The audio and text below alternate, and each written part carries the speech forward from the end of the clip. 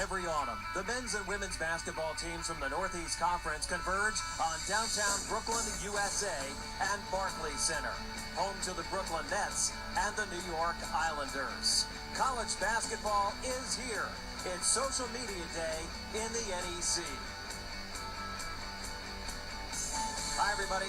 Along with former Wagner coach Pam Roker, former Quinnipiac coach Joe DeSantis, and Craig D'Amico, Dave Popkin, glad to be with you here at Barclays for the 7th straight year as we kick off college basketball season. We'll have a lot of great stuff today. Preseason polls. We will have the all-conference teams. We will talk with all 10 men's and women's basketball teams in the Northeast Conference here at Barclays today. So a busy day and an exciting day. Really exciting, Dave. You know, it's 33rd year for women's basketball in the league. The excitement is in the air, coming off some record-setting performances for teams, some individual athletes. I think this season's stacking up to be a great one. And Pam, as usual, it seems like the title is going to go through Western Pennsylvania again, as it has 8 of the last 12 years. I'll tell you what, when we release the preseason poll, you can see the respect for the tradition for those two teams that have really separated themselves from the pack. Now, Joe, when we talk about men's basketball, I think there are 4, 5, 6 teams that can win it this year, and Western PA will be heavily represented there as well. Yeah, absolutely. St. Francis, PA returns all 5 starters. Matter of fact, top 8 scorers. What makes this league great, Dave, is that only 8 teams make the playoffs out of 10, and the top 4 seeds get home court advantage. Every game is a big game. Any other big storylines for you on the men's side as we look at the NEC? Well, I tell you, I gotta love. We talk about the parity a lot. You'll hear that a lot in the men's side in the conference. But how about non-conference schedules? Okay, you got 10 teams. I counted 40 upper-level games. Just a great opportunity for these players who haven't been recruited at a high level to play against the big boys. Yeah, teams playing tough schedules this year. And Pam, I think the top story on the women's side has to be the top player from St. Francis, PA, one of the best in league history. Tell you what, Jess Kovac, you're talking about that Jess Kovac has a chance to beat the all-time scoring record set by another St. Francis U player, Jessica Zanoble. 180 points to tie, 181 to beat the record. That's about 8 games in based on that young lady's scoring average. So that is going to be a big storyline this year. The active scoring leader in the NCAA. We want you to interact with us today. Hashtag NEC in NYC. It's Social Media Day. And to tell us more about that and other good things, our friend Craig D'Amico. All right, Dave, thanks so much. We welcome you here to the Barclays Center, Social Media Central here at the 7th Annual NEC Social Media Day. I'm Craig D'Amico, and I want to give you a little lay of the land here as this event has just gotten underway. Just a little bit ago, all the players, coaches, administrators, media members ascended up the escalator here to the suite level at the Barclays Center. They got their photos taken on the red carpet, very celebrity style. They came in here to the 40-40 Club, and you noticed the podium right behind me moments ago. Commissioner Noreen Morris made her opening comments. Our keynote speaker, Dan Gavitt, the Vice President of NCAA Men's Basketball, gave his opening remarks. You may have seen that on our Facebook Live channel. And we have players and coaches mingling around, getting set to join us here during the course of the broadcast. We have an absolutely loaded show for you. We are going to have the exclusive unveiling of the men's and women's preseason polls and all conference teams. We'll have a representative, a coach, and a player from every single men's and women's basketball program. They'll be on our set, stopping by to answer some questions. We have an alumni roundtable. Some great NEC names from the past will be stopping by to join us. And also we'll have guests stopping by here, Social Media Central. We'll speak with Dan Gavitt and also Commissioner Noreen Morris, who's going to stop by with some breaking news, a major announcement that she has for us here. So we're going to get the inside scoop a little bit later on here during the show. Of course, it is Social Media Day, so we want you to get social. Interact with us using the Twitter hashtag NEC in NYC. If you have a question for any of our coaches or players, tweet it in. We'll ask them during their segment here during the show.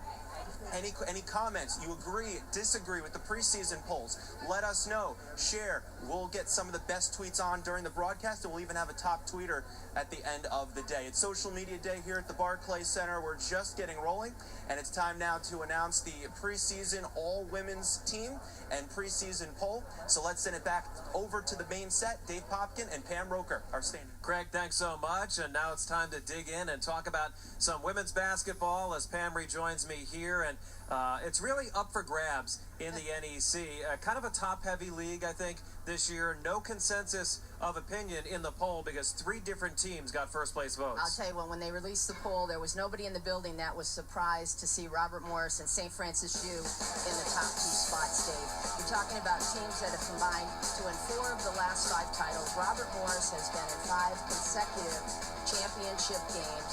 The number 1 defensive team, Robert Morris, the number 1 offensive scoring machine in the Red Flash.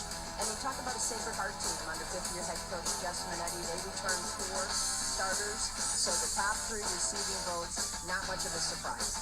No, St. Francis U, 12 titles, including last year, and they have the best player in the league. Bryant expected to move up this year. They were picked 4th. St. Francis Brooklyn made a big play last year, getting into 5th place, their best finish ever. Then the Mount, LIU Brooklyn, Central Connecticut, Fairleigh Dickinson, and Wagner, rounding out the top 10 as chosen by the coaches in the NEC. Well, the coaches also had some hard work to do to pick the top 5 players on our all-conference team this year, and we'll start in the middle with one of the best bigs in the league. Well, really interesting, too. Nneka Ezebo comes off the bench for Coach Charlie Buscaglia, one of the strongest players in the league, shoots it at 50% from the floor. She's super efficient. She's a great rebounder, and she's going to be a big key to their success this year. Sydney Holloway, one of the best players in the league. She's a wing player for Bryant, a junior, first-team All-NEC player last year. How about this high praise from Coach Mary Burke? She called her one of the best athletes at the school, at Bryant University in general. She's explosive. She had a lot of pressure on her, but no sophomore slump last year. She's an undersized post. She's a tenacious rebounder. She's very competitive, and she's able to excel when facing double and triple teams every night. Jade Johnson, the junior guard from St. Francis Brooklyn, right down the street, a second-team All-NEC player last year. Well, phenomenal shooter, helped lead the Terriers to their highest regular season finish and a 3rd place seed. She's got a scorer's mentality, an incredible work ethic, very consistent. She started all 30 games, and as you mentioned, an All-NEC second-teamer. She's going to be a big key to their success under the new first-year coach, Linda Simonelli. We talked a bit about Jessica Kovac, who is one of the best players in NEC history, the active 3-point leader in the NCAA, over 2,000 points in her career. Well, you talk about prolific scorer, her picture would come up under the definition. She's the reigning player of the year, NEC tournament MVP, 2,000-plus points, but she's really got an understanding of the game. Joe Haig would say she's really learned to play against gimmick defenses. She's doing a much better job reading screens. And Dave, this is no joke. Her range is unlimited. The minute she steps over half court, look for her to unleash it. So a fiery competitor and certainly one of the best ever in NEC women's basketball history. Kiana Patterson rounds out this group, a 3rd guard on our All-NEC team. She's a senior from Central Connecticut. Burl Piper calls her a spark plug and an offensive weapon. The Blue Devils are known for an attacking style of offense, and it starts with the ball in Kiana Patterson's hands. She's also a record-setting 3-point shooter. She's one of the quickest players in the league. She can get to the rim. All second team last year. This is a good pick on this first team. All right, Pam, we have a bevy of talent. Looking forward to the NEC games on TV this year with you and with Paul Dottino and with Terry O'Connor, with Craig D'Amico, with our entire crew. A lot of televised games this year for NEC women's basketball. We are here at Barclays Center in Brooklyn. It is Social Media Day, tipping off the basketball season. Interact with us, hashtag NEC in NYC. They're getting the ice ready for the Islanders here in the background. But we're talking basketball here today. We'll take a quick timeout and be back with all 10 NEC women's basketball teams after this at Barclays.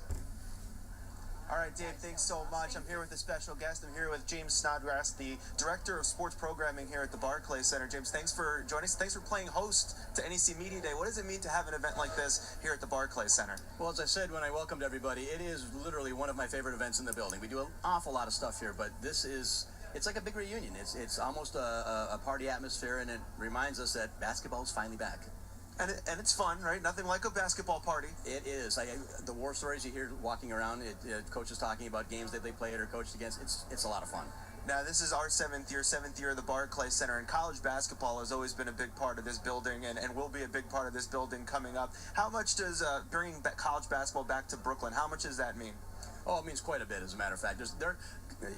There's an overlap certainly between pro and college basketball fans, but there are fans, you know, it's a passion for professional sports. It's a life for the college fans and the alums, and then getting some teams that we're having coming up this upcoming month, the Kansases and Marquettes and Tennessees and St. John's and VCU.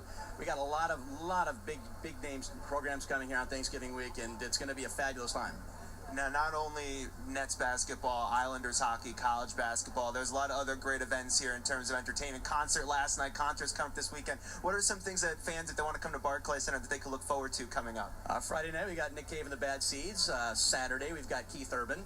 We've got our Not So Silent night coming up in the first week of December. And all those tournaments I just mentioned, the Barclays Center Classic, the Legends Classic, preseason NIT. And then next March, we've got the A10 tournament. And in 2021, we've got NCAA Regional, so we're planning way out.